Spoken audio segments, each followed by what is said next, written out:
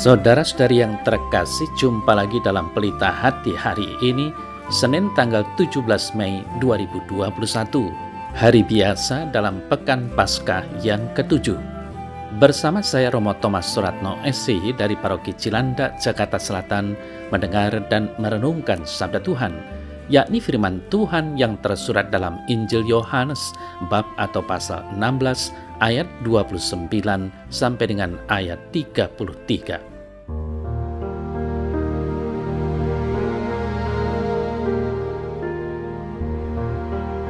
Dalam amanat perpisahannya, Yesus berkata bahwa akan tiba saatnya bahwa ia tidak lagi berbicara dengan memakai kiasan.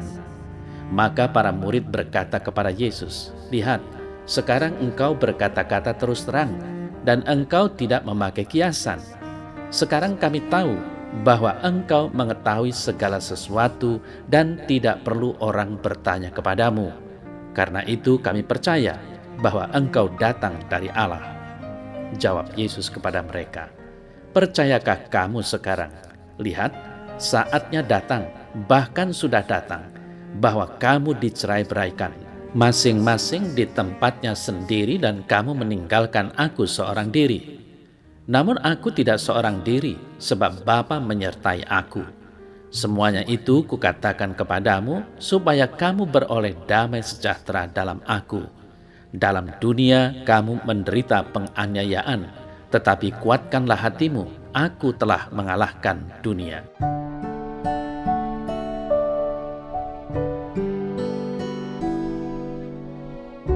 Saudara-saudari yang terkasih, setelah mendengar penjelasan Yesus tentang siapa dirinya dalam hubungan dengan Bapanya, para murid akhirnya benar-benar percaya bahwa Yesus adalah Putra Allah. Demikianlah, Yesus langsung memberi peringatan bahwa mereka akan dicerai-beraikan dan meninggalkannya seorang diri. Kendati demikian, Yesus tetap mempercayai mereka. "Kuatkanlah hatimu, aku telah mengalahkan dunia," katanya. Saudara-saudari yang terkasih, Yesus tahu bahwa ia akan segera meninggalkan para murid yang mencintai dia. Yesus terus mempersiapkan mereka agar dapat memahami apa yang akan mereka alami setelah penyaliban dan kebangkitan Yesus.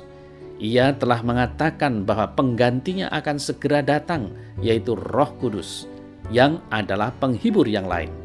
Ketika Roh Kudus datang, Yesus tidak akan bersama-sama para murid lagi. Roh Kuduslah yang akan berdiam di dalam diri mereka. Saudara-saudari yang terkasih, kebahagiaan, kesejahteraan, dan kedamaian adalah ganjaran dan hadiah apabila para murid bersatu dengan Yesus walau banyak tantangan dan penderitaan dalam tugas pelayanan mereka. Bersama Yesus mereka akan tetap kuat dan kokoh. "Semua ini kukatakan supaya kalian mendapat sejahtera karena bersatu dengan aku. Di dunia ini kalian menderita, tetapi tabahkanlah hatimu. Aku sudah mengalahkan dunia ini." Saudara-saudari yang terkasih, Yesus mempunyai senjata cinta kasih yang mengalahkan segala bentuk kejahatan, termasuk kekuatan senjata paling dahsyat sekalipun. Jika saja setiap orang memiliki cinta di hatinya, maka perang bisa dihindari, pertengkaran bisa dileraikan, dan sebaliknya kedamaian dan keamanan hidup akan menjadi milik setiap orang di dunia ini. Demikian pun kata-kata Yesus hari ini menjadi benar dalam pengalaman para murid di seluruh dunia dan setiap zaman, di mana penganiayaan dan bahkan pembunuhan kepada para pengikutnya telah terjadi, sedang terjadi, dan pasti akan selalu terjadi sampai akhir zaman. Ya, mereka akan menganiaya kamu, tetapi kuatkanlah hatimu, aku telah mengalahkan dunia. Saudara-saudari yang terkasih, Bapa mengasihi semua orang, namun juga benar bahwa Dia mempunyai kasih kekeluargaan yang lebih khusus bagi mereka yang melalui Kristus diperdamaikan dengannya, mengasihi Dia dan tetap setia kepadanya sementara mengalami kesusahan di dunia ini. Kasih kita bagi Yesus mendatangkan kasih Bapa kepada kita. Jadi, kasih adalah tanggapan atas kasih.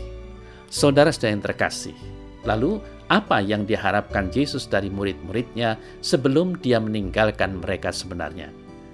Pertama-tama, percaya kepadanya, percaya bahwa Yesus datang dari Allah. Seorang yang telah dikenal dan mengenal sekian lama pasti berbeda dengan seseorang yang baru saja dikenal. Para murid rasanya sudah cukup mengenal siapakah dia, sehingga kalaupun masih ada yang mereka tidak mengerti, biarlah itu menjadi bagian dari dinamika pengenalan terus-menerus. Saudara-saudara yang terkasih, para murid diharapkan menguatkan hati sebagai pusat pribadi manusia, tidak seperti kekerasan hati untuk menolak penyelamatan, tetapi teguh berpegang pada Yesus. Menguatkan hati untuk tidak menyembah atau berpaling kepada Allah yang lain, tetapi menguatkan hati untuk menjadi saksinya di dunia ini. Di sini kita bisa melihat Paulus yang dipakai menjadi alatnya. Sebagaimana Yesus akan memasuki saatnya, saudara-saudara yang terkasih, penderitaan dan kemuliaan, demikianlah para murid senantiasa berada dalam situasi itu. Situasi ketegangan yang tampaknya paradoks dihayati di dunia ini. Mereka telah selamat karena percaya kepada Kristus, sekalipun masih menantikan kedatangannya kembali. Mereka bahagia karena mengenal Kristus, sekaligus akan menderita selama masih di dunia ini. Inilah situasi kita juga. Saudara-saudari yang terkasih, semoga warta Injil hari ini meneguhkan kembali semangat kemartiran dan militansi dalam beriman kita. Sehingga pada saat ada penganiayaan, godaan, kesulitan dalam beriman, kita tidak meninggalkan iman, tetapi tetap setia karena Kristus yang akan selalu menguatkan dan menyertai kita.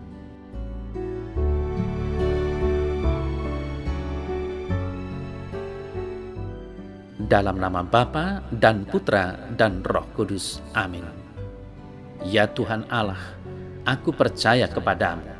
Biarlah Roh Kudus menguatkan aku dalam perjuangan hidup ini. Semoga aku dapat bersaksi akan kasih dan kesetiaan kepadamu. Amin. Dalam nama Bapa dan Putra dan Roh Kudus. Amin.